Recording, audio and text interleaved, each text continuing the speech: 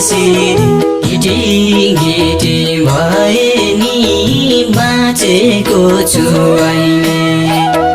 हो सानो तिम्रो नि बुझ्वा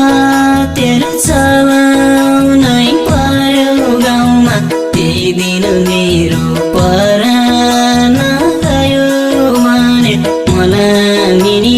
पाउँदिन कि मैले हातैमा यसै